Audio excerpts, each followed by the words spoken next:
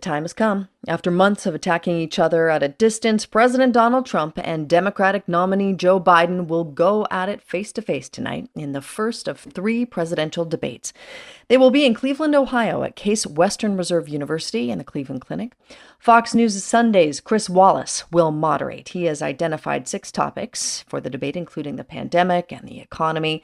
How will the new revelations about President Trump's financial failings change the dynamics of the debate? We're going to ask Republican political strategist Scott Jennings. We've also got Democratic strategist Karen Finney with us on the line. Good morning to you both. Good morning. Good morning. So before we get to the New York Times revelation, Scott, let's just ask a broader question here. President Trump is trailing Joe Biden in the polls by about 9 points. What does he need to do tonight? Who does he need to reach? Well, I think he's got a couple of audiences. One, he needs to shore himself up with seniors. He did much better with seniors in 16 than he is doing in the polls in 20. And so I think he needs to reassure them that he has their back when it comes to their health care, especially on the pandemic. I think that explains some of the softness. Number 2, he needs to get Joe Biden to reinforce some of his negative priors. You know, he wants to try to get Biden to lose his temper or try to get Biden to lose his train of thought. So I would expect the president to sort of relentlessly attack Joe Biden in an effort to get him off track. But those are the 2, I think, debate priorities he has. And, of course, if he could get in some shots about, hey, here's my second-term agenda, it wouldn't hurt either. All right, so that was the softball to you. I'm feeling generous today. So let's talk about the New York Times report on Trump's tax returns. So far, the president has just levied these general dismissals, calling it fake news. But, Scott, that's not going to be sufficient tonight, is it, if he's given real questions about this?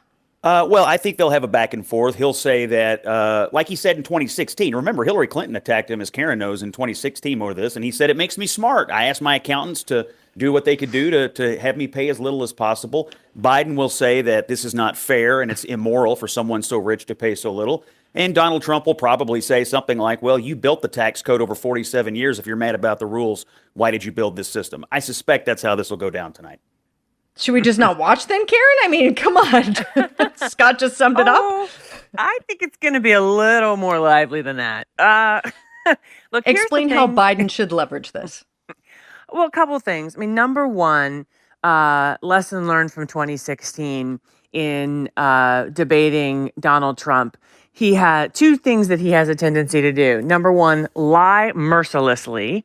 And so one of the things that Vice President Biden has to decide, this is, just from a tactical standpoint, is how much of his own time, because remember, in a debate, you have only a certain amount of minutes where you actually you are giving your answers, right? Mm-hmm. How much of his own time does he want to spend correcting Donald Trump versus talking about his positive agenda and what he would do? I think one of the most important things for tonight will be just the contrast that we'll see on stage, because the other thing we know about Donald Trump is that he is very predictably unpredictable. And that is something that, as we saw in 2016, that's a challenge to some degree to prep for in a debate. I think you saw, Hillary Clinton in 2016 really try to just ignore that and move through her answers. And I suspect you'll see the same from Vice President Biden in terms of ignoring, sort of the rambling and the silliness. I mean, there were a number of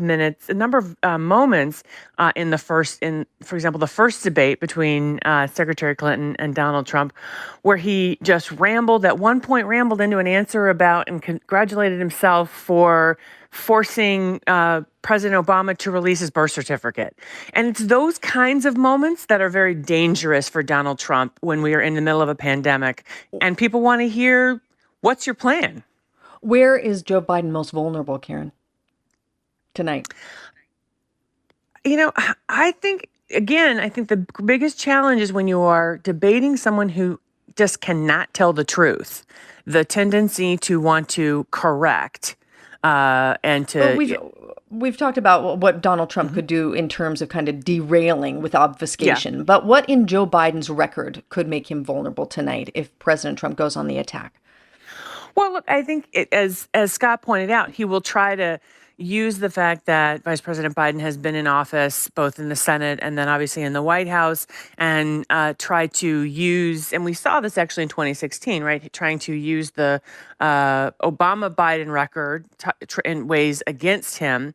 But again, I think Biden is pretty solid on that record and pretty clear about what that record is. And frankly, I think, again, the goal needs to be to stay focused on making Donald Trump talk about his record. And I agree with Scott, not getting rattled, which I don't expect that he will, frankly.